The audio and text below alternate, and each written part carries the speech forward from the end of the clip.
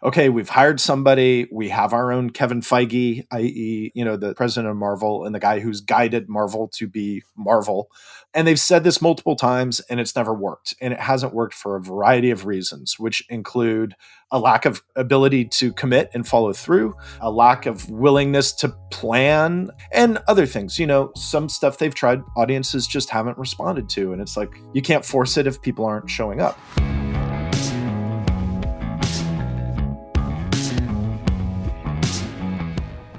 This is the Box Office Podcast. I'm Rebecca Pahle, Deputy Editor of Box Office Pro, the pulse of theatrical exhibition since 1920. Joined here today by Russ Fischer of Box Office Studios. Russ, how you doing? Great. I finally saw Avatar this weekend, only 2 months late. Well, you're part of that long lead tale we've been talking about. How'd you like it? Loved it. Great time. Fantastic. My wife and I saw it. We came out, we left. It's long, obviously, but we left and I was like, yeah, that was awesome. I would see it again in a second. And she was like, yes, absolutely. How'd you see it? Like IMAX, yeah. 3D? What was your... IMAX 3D at AMC, just because it was, I'd really targeted seeing it at one of the Dolby rooms at AMC, of which there are only a couple around me. And I think those got snapped up by Knock at the Cabin this weekend. So that's too bad. Dolby was no longer an option. And then, parenting, et cetera, it just comes down to what works time-wise. And the IMAX 3D was the best screen at the best time for us. So did that. And it was great. Yeah. Loved it. Had a fantastic time. Well, in our feature segment this week, you and our editorial director, Daniel Loria, he's not here with us recording today because he is down in Dallas for the Dine-In Summit, but you had quite an in-depth conversation about the movies of 1997 in honor of this weekend's Titanic re-release. I actually haven't listened to that conversation yet. I'm going to assume you spent an hour of it talking about Romeo and Michelle's high school reunion, because that's the only movie from 1997 Didn't come up. that matters. Sorry. But before we get to that conversation on 1997, we're going to unpack some news here, starting with the announcement this morning, that being Monday morning, February 6th, that AMC is experimenting with dynamic pricing, or rather, to rephrase that again, they have been experimenting with dynamic pricing, and they have launched a new sort of tier program where the seats kind of at the center, the primo seats, are going to cost a premium surcharge on top of the normal ticket prices. The front row and some ADA seats are going to be lower in price, and then everything else is just going to be like normal. What are your thoughts on this? I mean, because I definitely have thoughts, not as someone who reports on this industry, but as a moviegoer who likes saving money. Yeah, I see where they're going with it. I don't really like it. I think that the flat pricing of movies has always been one of the things that makes movies really appealing, it's democratizing. Really attractive. It is. And, but I guess as we have shifted towards an entirely assigned seat movie-going experience, by and large, that I can see why companies are thinking like, well, okay, the next step is to charge more for certain types of seats. And it's just like, but it's also, to me, it's a tacit admission that some of the seats in the auditorium suck. If you're going to be charging me less to sit in them than in other seats, like, I don't know, fix that. Make those seats better. They did clarify on their FAQ on the website, I think, like you can still see all the screens from all the seats.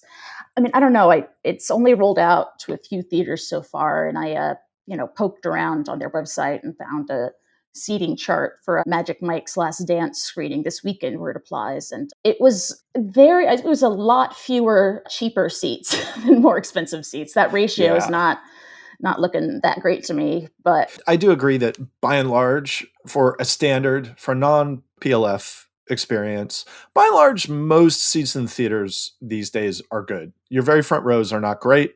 Even those are better than they were. But they're not, it's not like they're 2 feet away from the screen anymore like they used to be. Yeah, generally speaking, they're much better. And it really is in that PLF experience where I do find myself being a stickler about where I want to sit. Anything IMAX, if you're at an IMAX screening, there is absolutely a sweet spot for IMAX. There's just no question. It's better if you're on axis. It's better if you're really mid-positioned height-wise. It's just science. Honestly, with a lot of other screens, I kind of prioritize access. I want to be able to get in and out if I want. So I mean, with the IMAX, you like those seats, and now you're going to be paying more for them unless you're a member of their subscription program, and then it's no extra surcharge, of course. yeah, I think ultimately the thing is it's getting more and more complicated. Like you say, are you part of a loyalty program? Which tier of that program are you part of? How does that affect what surcharges you're paying? How does that affect your pricing overall?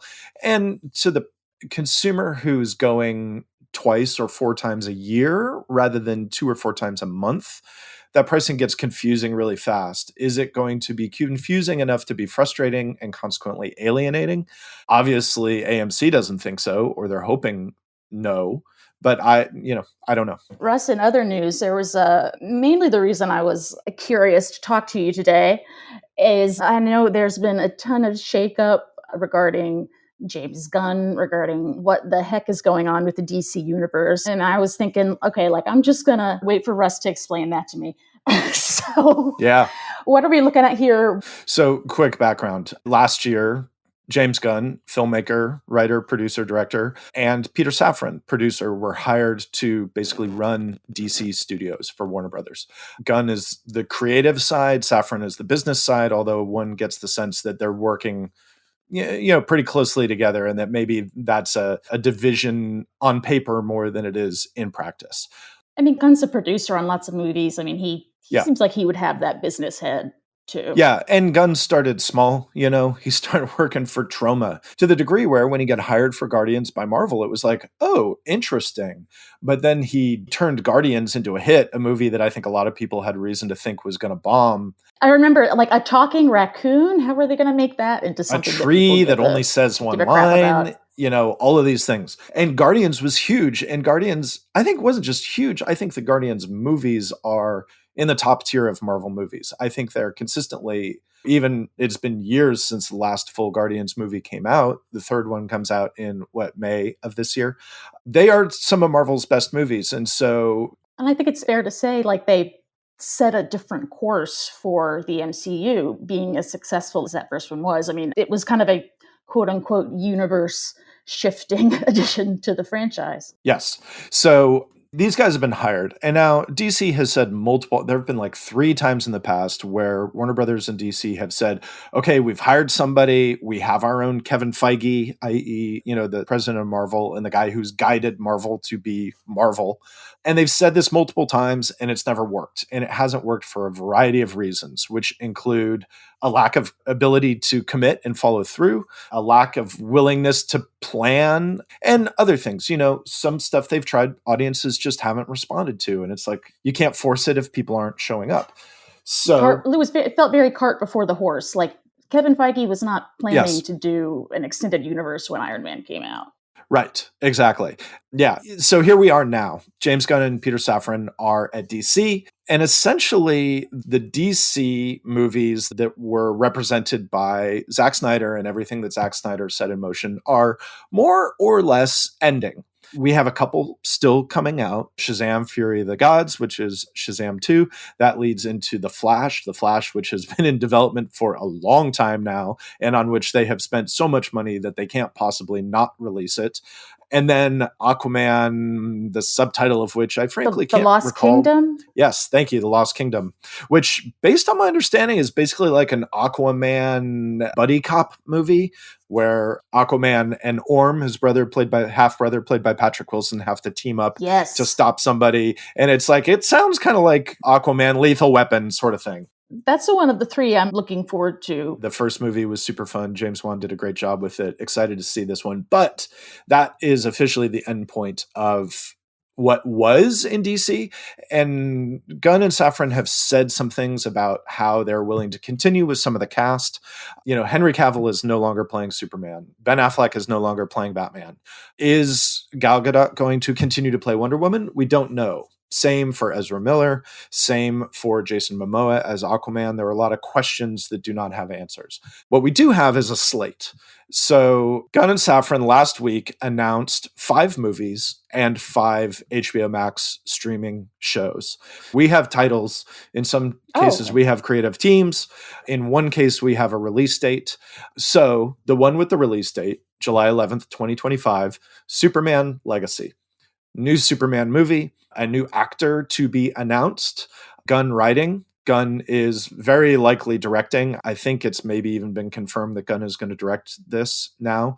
And I think the best way to describe this is a quote from Peter Safran when they did this announcement, where they said that Superman is kindness in a world that thinks of kindness as old-fashioned, which is, to me, a big indicator that they are moving back towards a brighter, sunnier Superman than we've seen from the last couple of incarnations on the big screen. It'll be interesting to see James Gunn's take on that, because he has a kind of a caustic sense of humor. His main characters tend to be jackasses, I think is fair to say. They do. So, yeah. And so Gunn has posted a couple of things. He's been very explicit in several ways about what comics are going to be the root for, or the inspirations for these new titles. For the Superman movie, he says that All-Star Superman, which was written by Grant Morrison and drawn by Frank Quitely and Jamie Grant, is going to be the source. And All-Star Superman, frankly, is awesome. I'm not a huge Superman fan. I've never been a big Superman fan. That run of stories is fantastic, and it's really beautiful in kind of showing it is like an iconic, optimistic Superman as like an avatar of good. It's not Boy Scout stuff. It's just optimistic, and it's like looking at, I don't know, we've seen from Bryan Singer's Superman through Zack Snyder's Superman, it's been a darker version of the character. And I get that. There's a lot of reasons to explore that. But audiences haven't responded to that version as well as they might. And I think there's a lot of untapped potential. And especially right now where you're just, everything feels super fractured, very fraught right now. And I think the idea of an optimistic Superman is lovely.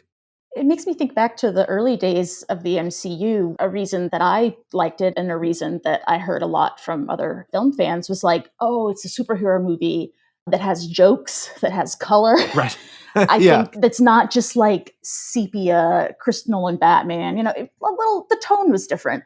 And now I feel like the MCU has gotten at least like visually more dark and CGI and kind of muddled, and DC might come along and take the place that Marvel used to have. Well, that's got to be that's what they're aiming for. So I think that's explicitly what they're aiming for. And so, that's exciting. So I'm allowing myself to be cautiously excited about all of this. Frankly, I think it's a pretty great slate.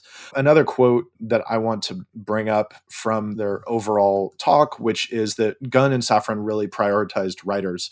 And basically they said, hey, people talk about there being superhero fatigue. We don't think there's superhero fatigue. We think there's bad movie fatigue, because these movies get dated. They get pushed into production before the script is finished. There's no third act. And so basically you're writing the third act while the movie is being filmed, and it just ends up being people punching each other at the end and the same old like big world engine. So Superman has a date because it has a script. And the next 4 movies I'll mention do not have dates because the scripts are not finished. And according to those guys, what's going to happen is when the script is finished and it's approved, the movie will get a date and they'll move forward.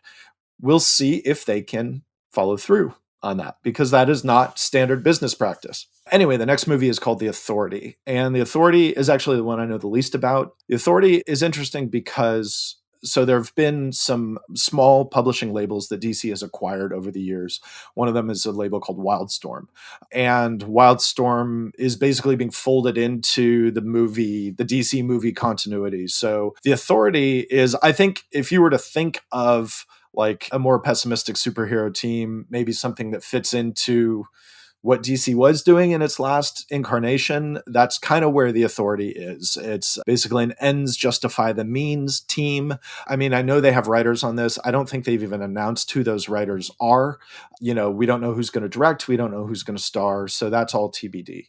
The next movie is called The Brave and the Bold, which, if you know anything about sort of 70s comics will be immediately will hark back to an era. But for those who don't, this is going to be the new Batman. It sounds like a soap opera to me. I'm getting Bold and Beautiful vibes. It does. So. It does. Yeah. The Brave and the Bold was a title that DC ran for a long time. And it was sometimes, if I'm remembering correctly, like there were a couple of things like this. There were World's Finest, which is kind of like Batman and Superman stories.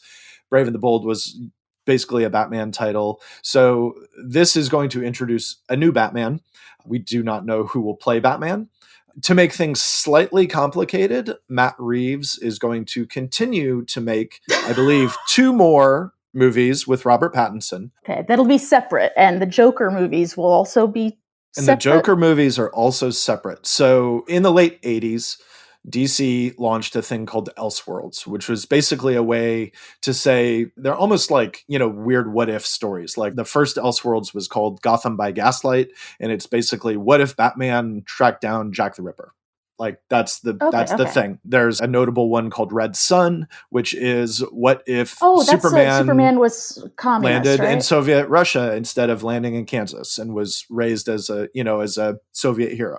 So Elseworlds is those kinds of stories. They're like, what if things were different? And it's this. So we want to experiment with this, but we don't want to have to build it into any kind of continuity. Correct. Exactly. And so at their announcement, Gunn and Safran said explicitly that movies like the Matt Reeves Batman movies and Todd Phillips Joker movies will be Elseworlds movies, will be labeled as such, and that they will do some work to make it clear that they are, hopefully good movies, but they're just not part of this central story that is being told in all of the other DC stuff.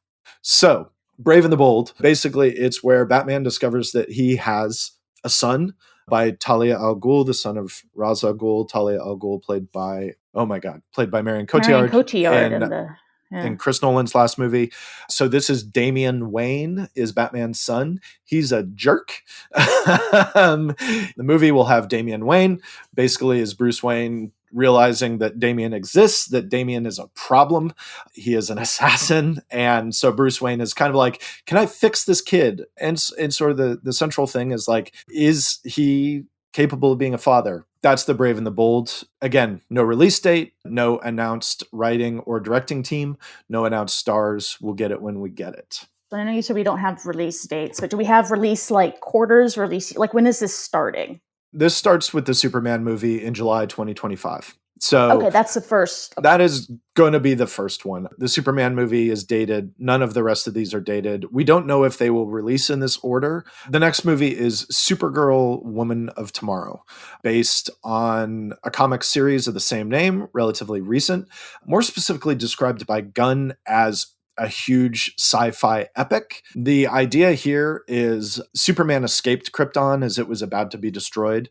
Supergirl did not, and basically grew up into her teen years in an incredibly difficult environment, where the new Superman movie looks like it is going to be an optimistic thing.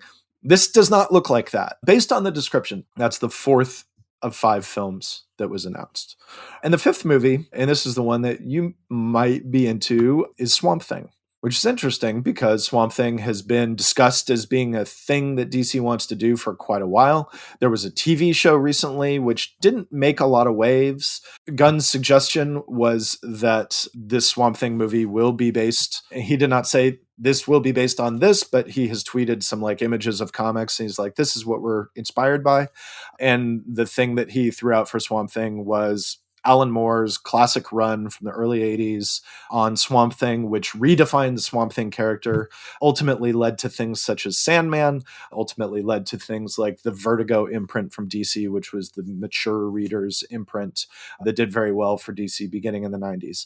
Swamp Thing is a horror story. I mean, it's a gothic horror story. The Alan Moore comics are some of the best comics that DC Comics ever published.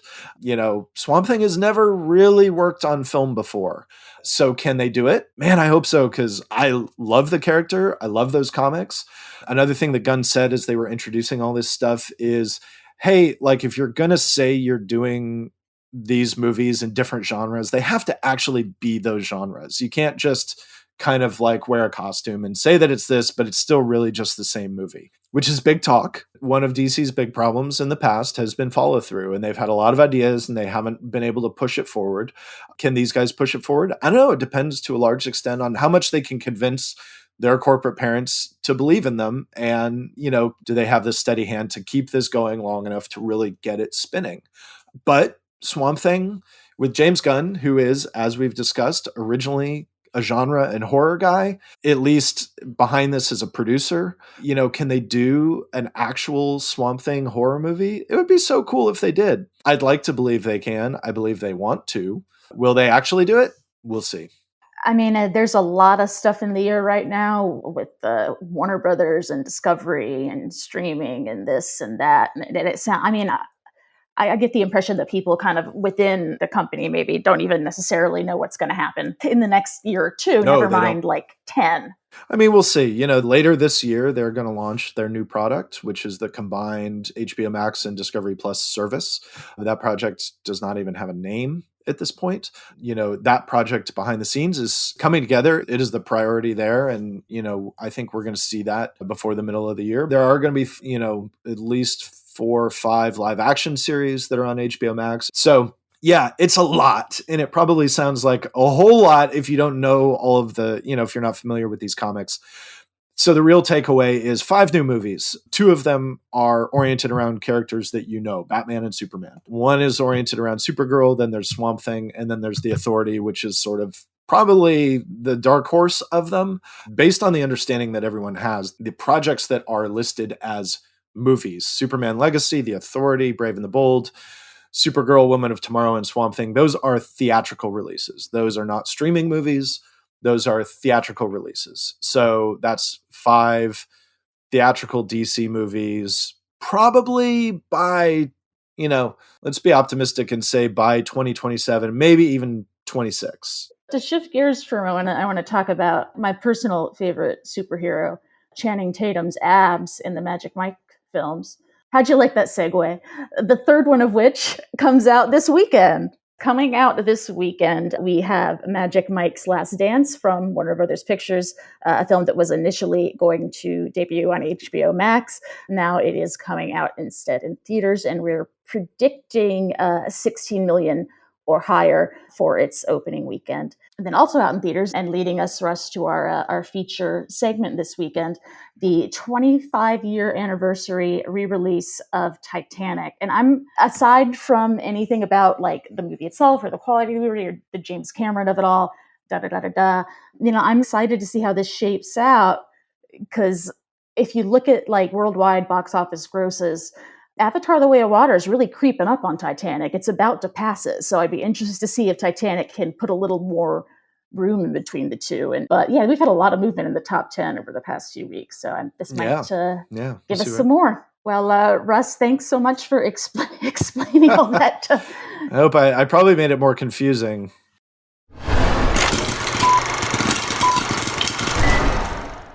And we are back here on the Box Office Podcast with Russ Fischer, editorial director of the Box Office Studios, a division of our company that provides editorial services for movie theaters.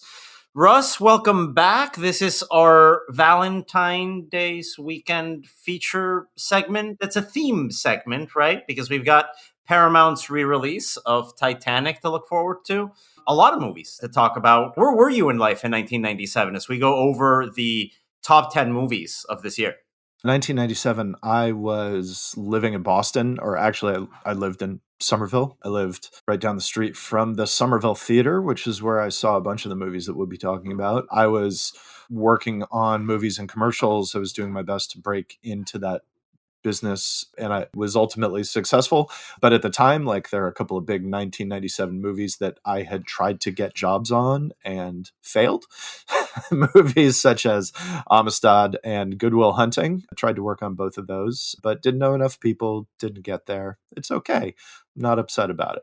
But I was doing a lot of that. So I saw a bunch of stuff theatrically, but I was also working a lot. And so if I was working on set, I was often doing like 6-day weeks, and they could be really, really long days. So there'd be stretches where I didn't see things. I was also 25. So There are a bunch of, I think there are movies that are really held dear to the hearts of a generation younger than me that I didn't see because I was like, this is not a movie. I'm that generation younger, Russ. I was 12 years old, living in Sao Paulo, Brazil at the time. I actually counted. I saw 45 out of the 50 highest grossing movies of 1997. Most of them theatrically. This is like prime movie-going age for me. In Latin America, when you're this age, your parents can't really drop you off unsupervised in too many places, especially in a place like Sao Paulo. So I went to the shopping malls of Sao Paulo very, very often and caught most of these movies. Let's start with number 10 in 1997. Russ, this was one of the most anticipated releases of the year. Pierce Brosnan is back as James Bond in Tomorrow Never Dies. The film opens on December 19th to $25 million, a big, big number at the time, ends up running to $125 million well into 1998. This is the follow-up to GoldenEye, which really relaunched, revitalized the franchise in 95. I know you're not a big James Bond fan. We'll preface this with that. So how did you see this? How did you go into Tomorrow Never Dies? I mean, I'd seen GoldenEye. I loved it. GoldenEye really worked for me. I know I saw this. I couldn't tell you a thing about it. I mean, having Michelle Yeoh in it was certainly a draw at this point. I'd seen a lot of Hong Kong movies already. Of course, 1997 is also the year of the handover of Hong Kong from the British Empire back to China. Huge turning point in that film industry. Like, Hong Kong cinema changed, and you had already seen kind of an exodus of Hong Kong talent and filmmakers coming to the United States. Talk about another one of those in this podcast in just a few minutes. You know, Michelle Yeoh was making her foray into, American movies. And so that was awesome to see. But yeah, I couldn't tell you what this movie's about. I don't think I could tell you a single set piece from it. I don't think I could even tell you the cold open. And I've probably tried to watch it subsequently, but it almost certainly is the same thing that happens to me when I try to watch Bond movies, which is I enjoy the cold open, and then over the next 20 minutes, I get steadily more disengaged until I forget that I'm even watching the movie, and I just wander off somewhere into my house to do something else. So yeah, I think I enjoyed it, but that's, clearly it didn't really stick with me. In 1997, when we talk about young audiences, the video game, the GoldenEye, was still very much a huge, huge turning point, a huge, huge talking point in the culture. So we were still engaging with this new iteration of James Bond. There's a massive popularity with the video re-release in home entertainment of a lot of that James Bond library. Tomorrow Never Dies, I think, came in with a lot of potential to build on that massive cultural impact that GoldenEye had. I'm not sure it got there. And after that, the Pierce Brosnan era just doesn't exactly work as well ever again. I think that the first misstep is Tomorrow Never Dies. Let's go to number 9 here. That's actually one of the 5 that I didn't see in the top 50 movies, highest grossing movies of 1997. My Best Friend's Wedding, romantic comedy. The selling point here is Julia Roberts is back. Julia Roberts is a star. And that really did, play out. $127 million in its theatrical run after being released in the summer of 1997. I'm not the right demographic when this movie comes out, but you probably knew people who were. What was the impact of this movie? It was big, it was, I'm trying to think of what to compare it to at this point. But yeah, I mean, everybody kind of saw it. It was one of those movies that it had such a broad appeal that, like you're talking about, it was a good date movie. It is a very pleasant comedy. I haven't seen it in a long time. I saw it at the time, in part because of Rupert Everett, because a couple of years earlier, Rupert Everett had been in a truly bizarre Italian horror comedy called Cemetery Man. I think you're the only guy that went to see this movie for this reason, by the way. It's you. You're the one. Yeah, exactly. And I was like, oh yeah, Rupert Everett, loved him in that movie. Sure, I'll go see this thing. And yeah, like My Best Friend's Wedding to me is, we often talk about like the kinds of movies they don't make anymore. And a version of this movie now would just end up on Netflix, but nobody really makes these movies with this kind of polish, It's like it's not even about it being a perfect movie. It's just very competently professionally made, and and as a result it works even if it's not great, and that level of filmmaking, especially for kind of like a small to mid-budget romantic comedy, has really changed. It looks like a studio picture. Yeah, I mean, it's an old school studio picture, and it's comforting in that way, This is wild, and I forgot this happened, to be completely honest, though I did see it in this re-release. Star Wars Episode 4, A New Hope, an extended with deleted scenes special edition released theatrically in January of 1997. I was living in Mexico at the time, and this was massive for a 12-year-old. I mean, this was big, big. I remember the concession stand at the Cinemark had special toys and a special combo meal. I went in there after spending like all my allowance on all the little toys and concessions. This was huge. And this really, I think, engaged me on the Star Wars franchise at the perfect time before the prequels were released. You probably knew a lot more. You have a bigger history with Star Wars, Russ. Obviously, you're older than I am in this situation. You're coming in with a background. How did you take this re-release? Did it seem like a money grab? Was it exciting? Yeah, I was there immediately for this and for all of the re-releases of the original trilogy. I didn't really like the special edition stuff. Yeah, prior to seeing Star Wars, I was like, okay, cool. Yeah, let's see what happens here. And then a bunch of it, I just thought it looked kind of bad and didn't look like it belonged in the movie. And that opinion has kind of calcified for me over time. Like, I'd rather see the mistakes and the pasted together aspect, the like, this is barely holding together part of Star Wars is much more appealing to me than the digitally polished redo of Star Wars. But yeah, I saw this, I understood that it was just a big commercial to get you hyped for episode 1. I was hyped for episode 1. I wanted to see that in a big way. Yeah, I think as you mentioned, this was a commercial for a re-release. This was a commercial for the prequel in 1999, and it was an extremely effective commercial. Folks my age, this was the first opportunity we had to see it on the big screen. But I would also agree with you that a lot of that B-movie charm of my first engagement with Star Wars on VHS was gone. It's been progressively lost over the years every time these movies get a new polish, which seems like they get a new polish every 8 months. And yeah, I think for me, the Star Wars I like to think about is the one that looks like it was, the sets are just hanging on for dear life, as you're watching the movie. This was the first step to a Star Wars that I ended up growing up not liking. This is probably the division point, right?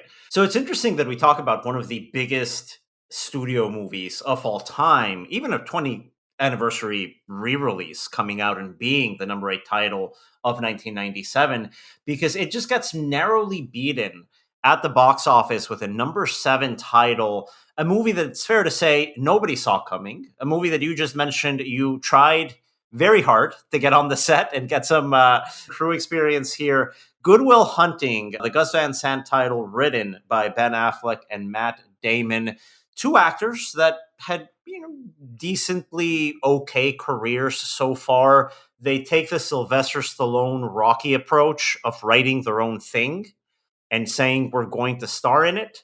They end up with the Weinsteins at Miramax, at the time a place where these sort of movies would get financed, made, and marketed theatrically. It ends up being the number 7 movie of that year. We mentioned this when we talked about My Best Friend's Wedding. That model, I'm not sure exists anymore. Something like Good Will Hunting today probably gets lost in a streaming algorithm for 13 people to see and doesn't get marketed at all. Yeah. I mean, it's, Good Will Hunting, I think the presence of it in the theatrical market and its success are in part predicated on that Miramax's Oscar machine. Harvey Weinstein knew that this movie could be an awards goldmine, and indeed it was, and pushed for its release and marketed it, with that in mind. And so this movie is sort of representative of a completely different exhibition ecosystem, right? Like you say, now it would probably end up on streaming. The performances are great. You've got this really terrific Robin Williams role, without I don't think there's a whole lot of disagreement that it's one of his best performances. It's one of his most effective. Yeah, it's nice to see that this movie continues to hold on. It's great that it did as well as it did at the time. It's funny that it beat Star Wars, but we look at Star Wars where it exists now and not where it existed in 1997, which was that Star Wars was kind of off the map for a lot of people, in 97. Like this was they re-released 3 movies as a commercial for the prequels. And it's like, they did that for a reason. Like Star Wars was not a huge thing at the time. There weren't TV shows. There weren't toys on the shelves prior to 97. They made new stuff for these re-releases, but there wasn't a thing to get kids into it. There were some video games and there were novels, but those were certainly aimed at what was then like kind of a niche audience. So the idea that Good Will Hunting beat out something like Star Wars in 1997 isn't inconceivable, but it's still pretty cool that it happened, right? Yeah, and what's also interesting here is that Good Will Hunting isn't the only adult-oriented film that ends up breaking into the top 10 that year. The next movie on the list here is a movie that was very well received at the time. To be totally honest with you, Russ, I forgot about this movie until I saw this list. Number 6 on the list, As Good as It Gets, with Jack Nicholson, and help me out, Greg Kinnear is in it. Helen Hunt, yeah, I kind of remember Yeah, this. it's Jack Nicholson, Helen Hunt, Greg Kinnear, Cuba Gooding Jr. Yeah, James L. Brooks movie. And yeah, it's like this again, is kind of in the same different movie from My Best Friend's Wedding, but it is, that same sort of thing of like, a mid-sized studio picture that connects with an audience, probably a bigger audience than anyone really expected. But, Jack Nicholson is still Jack Nicholson at this point. But it's the point where like he starts becoming a gimmick a little bit, and his career choices, kind of like De Niro, actually, not too far from here. I think De Niro becomes a gimmick in movies like Analyze This and ends up doing the De Niro thing. Nicholson kind of falls into that trap during this time with a movie like this. I think, even though the movie works, the movies that follow that Nicholson does his Nicholson shtick don't work. Right. I agree with that. Absolutely. I don't think I would argue there. But yeah, it's, and I mean, it's like you've got Helen Hunt, who was in Twister the year before. Twister's a massive movie, and so that's a big deal. Mad About You is on TV. She's in Mad About You. Like that's been running for like 5 years when this comes out. So, like Helen Hunt is she's a star. She is someone who people are very familiar with. And I think, that helps entice that audience that is like, let's just go see a movie. And As Good as It Gets is one of those prime like choices for let's go see a movie, and it's in a way that would not be the case now. Now this would be like a specialty release from Focus or something. And and it was just a completely different landscape at the time. Yeah, absolutely. But it's good to see this movie to have performed the way it did. Upon release on December 23rd, there's, I think, about a handful of December titles here in the top 10 in a very competitive Christmas corridor that all found an audience and all became hits. Again, a very different world from the let's release one movie every 6 weeks and see what happens sort of model that we're trying to fight our way through here in the post-COVID stage. And as we talk about stars, we do have to mention this aspect of Air Force One that lands on the number 5 spot in 1997.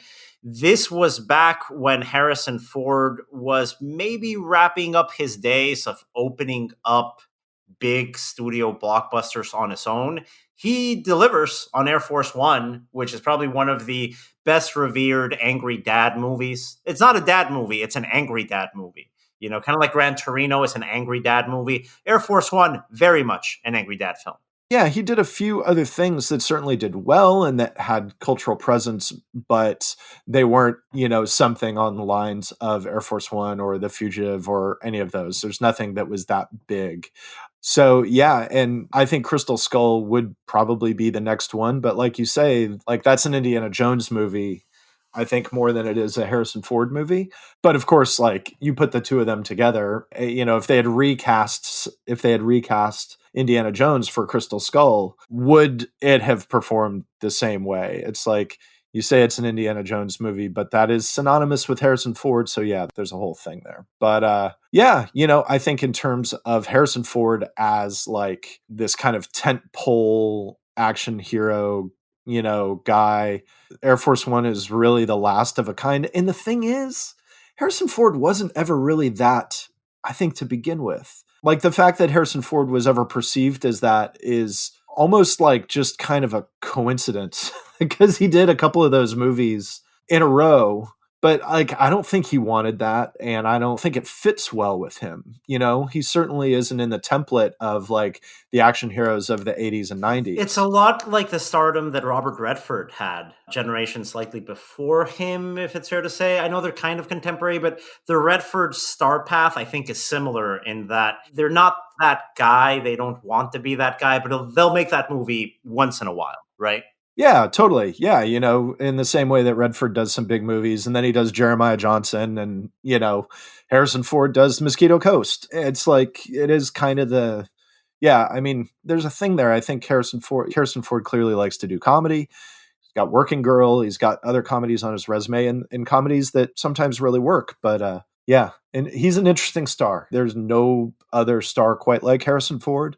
And the fact that Air Force One represents sort of a plateau of one certain phase of his career is intriguing, but I think it doesn't really define him, if you look at everything that he's done as a whole. And as we talk about the star aspect of movies, probably the only interesting thing that we could say about the number 4 movie released in 1997, Liar Liar, starring Jim Carrey, is that it's the last horribly obnoxious Jim Carrey movie that we get in this run of horribly obnoxious movies that he makes and is getting totally overpaid for.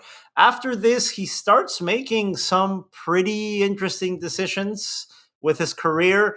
But yeah, Liar Liar is very much in the latter stage of, come on, this guy?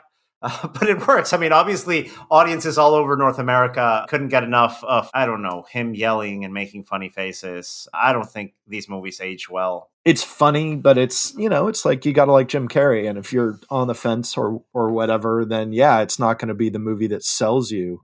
But that said, to go from this to the Truman Show. That's what later. I mean. I mean, after this, he does some really interesting decisions with his career, not the least of which is the Truman Show that followed in 99 with Man on the Moon, this Milos Forman biopic of the comedian Andy Kaufman. And after that, he'll throw some things in there that at least make Jim Carrey interesting and compelling as an actor. And we've talked about the number 3 title here on the list already in a prior episode, Russ, so we won't talk too much about it now. It's The Lost World, Jurassic Park, the sequel to Steven Spielberg's Jurassic Park. Spielberg's back. It's the highest opening weekend of any movie released in 1997 with a massive $72 million opening frame. Tops out at $229 million that year. But if you can find 3 people that like this movie, I don't know, I'll give them an award. Because, yeah, it's, of those sequels, maybe the worst one. And that's saying something. Yeah, it's arguably, yes and yes. We don't need to belabor it. I think we've made our feelings clear about this movie and this series before. But I don't think there's a lot of argument that this is the nadir of the Jurassic World series or the Jurassic Park plus Jurassic World series. I still haven't seen Dominion, so I don't know. But certainly of the original 3 movies, this is by far the worst one. But it's got that Jurassic Park name on it, so people showed up. Yeah. And that's the best thing we can say about it. May it rest in peace. I hope that's the last time we talk about The Lost World, Jurassic Park, on this podcast. And number two, this is important. We talk about stars. We talk about people that could open movies. We talk about July 4th weekend in 1997. Will Smith, arguably neck and neck, maybe with Jim Carrey. I think by this point, Will Smith is a bigger star than Jim Carrey.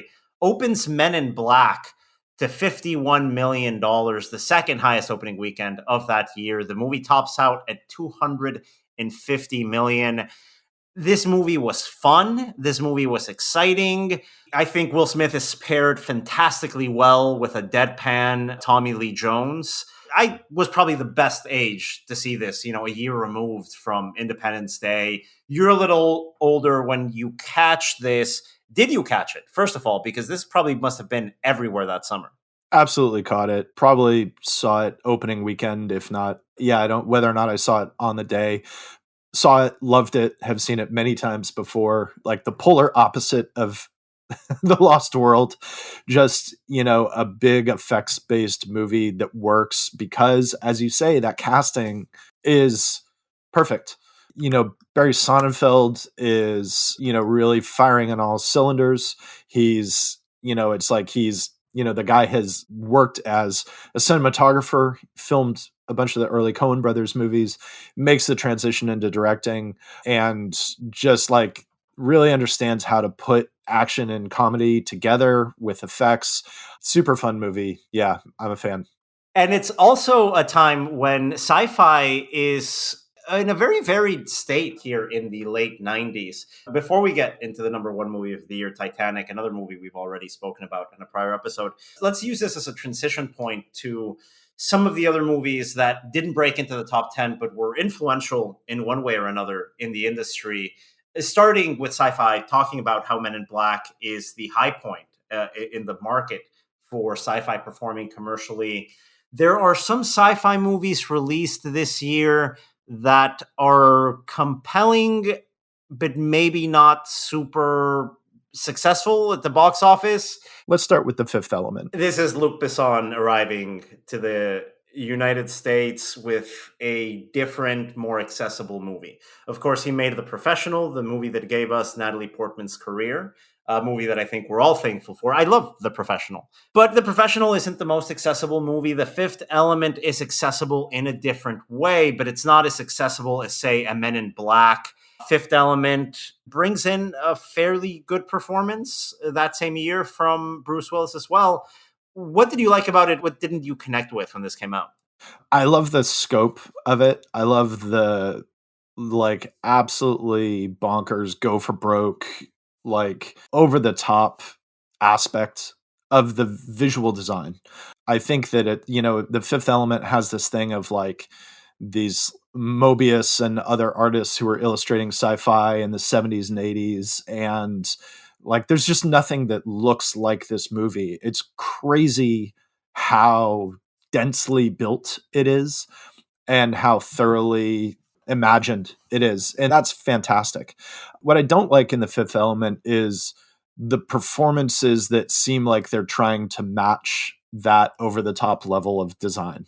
And so there's a lot of stuff in The Fifth Element that I find to be kind of grating and just it's just too much. It's an overload that doesn't work for me. I think, like you, there are some elements where the performances try to upstage the setting, and that doesn't always work. A very different tone, we could say the starkly opposite tone, is Contact, a movie that when it came out, I was 12, I found boring, and I never rewatched. And that's probably unfair because I was 12. It probably wasn't a movie for 12-year-old boys.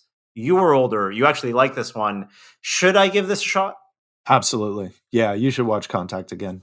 I liked Contact when it was out, and I like it more each time I see it, in part because it's not playing by an obvious formula or playbook, and it has some really beautifully imagined stuff in it. The climax of the movie is great. And yeah, I think Contact is a really beautiful movie, and it's ambitious in a way that is unlike the ambition of Fifth Element, where Fifth Element just wants to put Fifth Element is maximalist. And Contact is not. Contact is very controlled, but Contact is not a small movie. Like Contact, I think, is one of the more epic sci-fi movies ever made.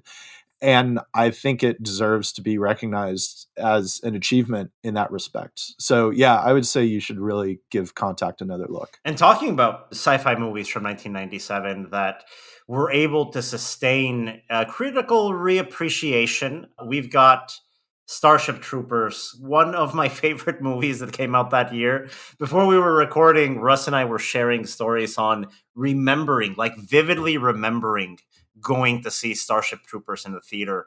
What was your experience like, Russ? And I still love it now. I appreciate it even more now than I did then. I think people had trouble with it as like a really bleak satire. To me, it was always like, what if you put 90210 in space and then they all died? Which doesn't sound very uplifting, but I don't know. I think it's a great movie. And going on these 1997 titles that were part of these overall trends in theaters, we had a lot of teen horror movies coming out during this era. There are two here that stand out the most, I think. Scream 2, the sequel to the movie that basically kicked all this off in 1996. Scream 2 comes out in the Christmas corridor a year later. I mean, really, really rushed into production after the script leaked and got basically rewritten from scratch. A movie that has great set pieces, but I'm not sure works all the way. But it was I Know What You Did Last Summer, which was released actually during the summer of 1997, that I think connected more with the sort of teen MTV generation horror movies that we'd see in the coming years. The final big sort of weird trend that happened in 1997, I think, is like a trio of years where we have the natural disaster movie. I think Twister launches that in 1996. In 97, we don't have one. We have two volcano movies. Did you see either of them? Either Volcano or Dante's Peak? I want to say I saw both of them. It felt like you kind of needed to choose, right? Like, were you a Volcano fan or were you a Dante's Peak fan? Which one were you? What did you go with? I don't think I really cared for either one of them. Yeah, I want to say I saw both, but I'd be lying if I told you I had like concrete opinions or solid memories of either of those movies. It seems kind of silly in hindsight that this happened. Two movies of this year. And then in 98, we end up having two giant asteroid hitting the Earth movies with Deep Impact and Armageddon. It was weird. I don't know how that happened. And we're about to go into, before we talk about the number one movie of 1997, very quickly, or as quickly as we feel like going, the movies that both Russ and I really liked as moviegoers. These aren't movies that hit the top 10 chart. These aren't movies that I think were ever intended to be box office hits, but they're relevant releases. 1997 was a really, really good year for new releases. Let's start with our favorites and maybe mention some others here, Russ. I know one of your favorites, at least one of your go-to movies, is LA Confidential. Absolutely. Yeah. I mean, I got really into James Ellroy novels right around the time this came out. I had already read the book when the movie came out. I was super excited to see the movie, and they're massively different. And I loved that. I think the movie, it's a great cast. Guy Pearce, Russell Crowe, Kim Basinger, a whole roster of fantastic talent. And it's just like, it's a movie that moves. It's twisty. It's still fun to watch. I watch it once a year easily. It's a great LA movie. It's fantastic. That's on my list as well. And I think we share my favorite movie of 1997, David Lynch's take on Vertigo, Lost Highway. For me, maybe among my 5-6 favorite movies of all time. I mean, I adore this thing. I probably see it once every 18 months. It's not an easy movie to rewatch. I mentioned it's a take on Vertigo in a way that a lot of movies, or good movies that I end up liking, are a take on Vertigo. It's definitely a movie that David Lynch is processing through a lot of the themes that we saw happen during the O.J. Simpson trial. He's said as much in several interviews, and makes a very good companion piece with Mulholland Drive, another one of my all-time favorite movies that comes several years later. This, along with Mulholland Drive, I think is Lynch at his best, period. Did you see this in theaters? Because I didn't get the Lynch, understandably, until I was in my 20s. You were in your 20s when this movie comes out. What was your experience watching Lost Highway? Wrapped, just totally pulled in by it. I loved it. Saw it multiple times in theaters, bought all the magazines that had it on the cover. I still go back to the American Cinematographer feature article on Lost Highway, talk a lot about how they did some of the stuff in the movie and used very simple techniques in a way to create some of the kind of otherworldly stuff in there. Yeah, huge fan. Love it. And tonally very, very different, but still a movie that I think is dear to our hearts, that we like to rewatch a lot. John Woo's Face Off.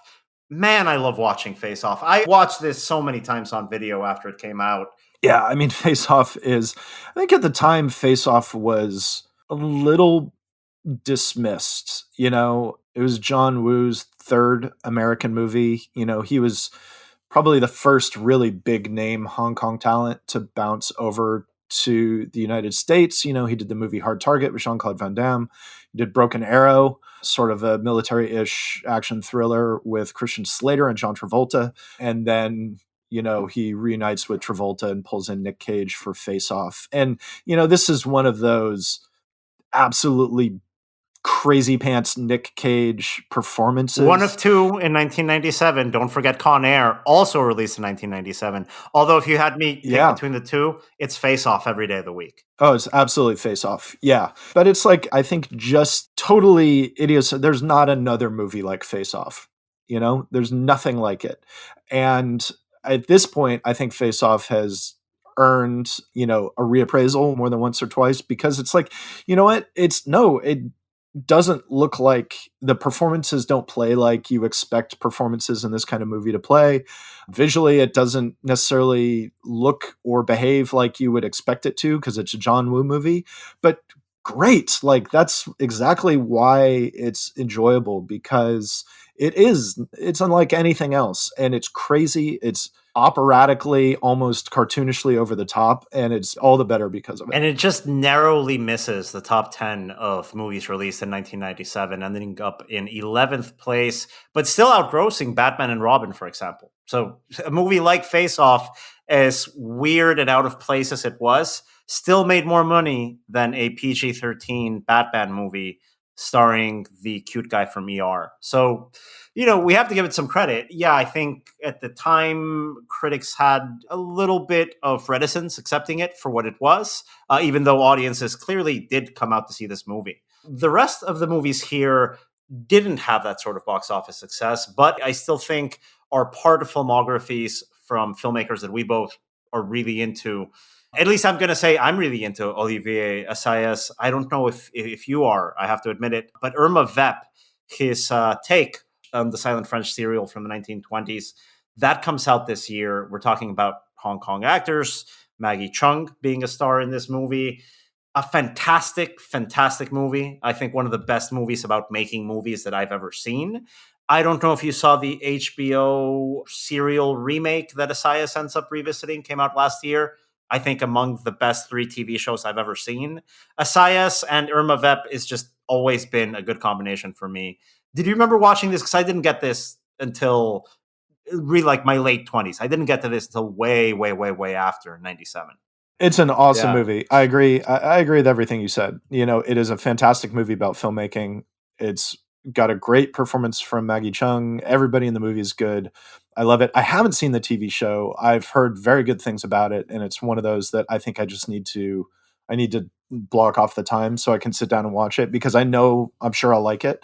Other people who, know the original movie and some who don't have echoed your comments. But yeah, not a movie that made a major mark on most audiences at the time. Wasn't the easiest movie to see, but fantastic. And for a long time, honestly, it was kind of out of circulation. It's on, I think there's a Criterion disc of it now. I think I might have seen it in repertory when I moved to New York in the early 2010s. But yeah, because of this Criterion re-release, I resaw it within the last year. Yeah, there was, probably nearly 20 years where Irma Vep was relatively difficult to see. It just didn't show up in places. And so it's nice that it's had kind of a renaissance because it deserves it.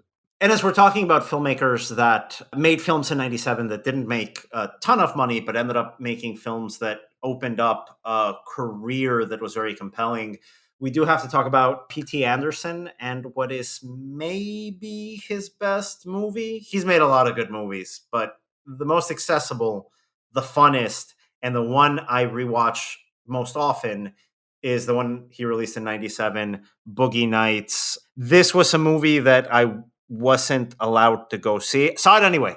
Snuck in. It was awesome. It was great. There's nudity in it. I was 12, but it was also a good movie.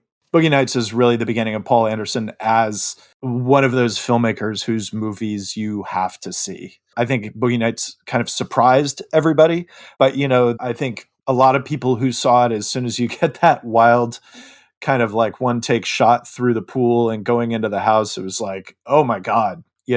You've got amazing cast in it. You've got your little weird Burt Reynolds resurgence in there. And yeah, Boogie Nights was not a blockbuster by any means, very much kind of a niche independent movie at the time. But then I think also really benefited a couple of years later from the launch of DVD. That new wave of home video, I think, helped push a movie like Boogie Nights up into the forefront of, the watch list for a whole younger generation of filmgoers. So yeah, that's, it's not Anderson's first movie, clearly, but it is the movie that really set him up to be one of the dominant filmmakers on, in the American independent scene for, decades to come. A great ensemble cast, and we have to mention it, a star-making role for Mark Wahlberg, who before this had a music career, had a modeling career. He did an interesting movie with Reese Witherspoon, Fear, playing a jealous boyfriend. A nice little like genre teen movie in the mid-90s. Nice. Yeah. But this movie, you watch Mark Wahlberg and you realize, oh, he's an actor now. Jackie Brown is an interesting title here. You mentioned right before we started recording, Russ, this is your favorite Tarantino movie, which is curious. I don't think most people would say that.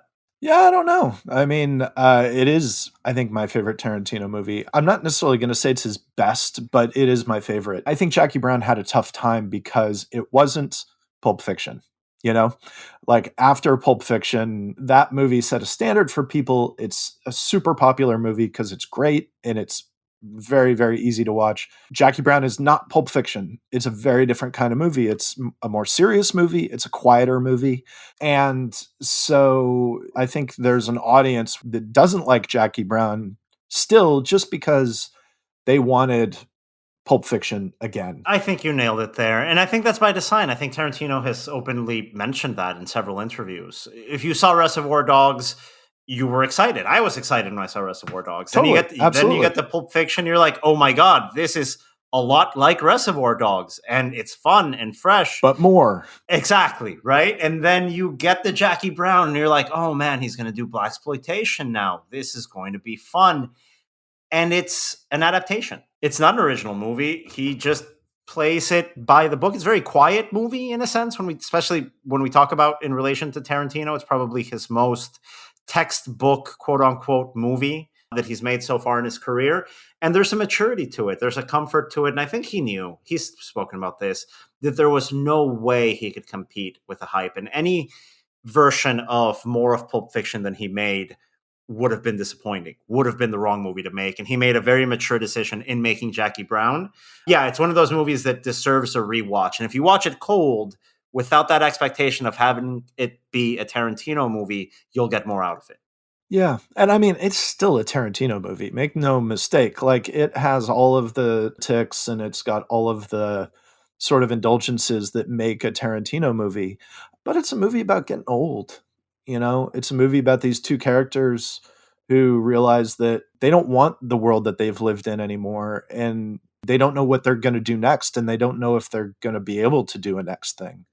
And I think it's really effective. You called it mature, and I think that's exactly what it is.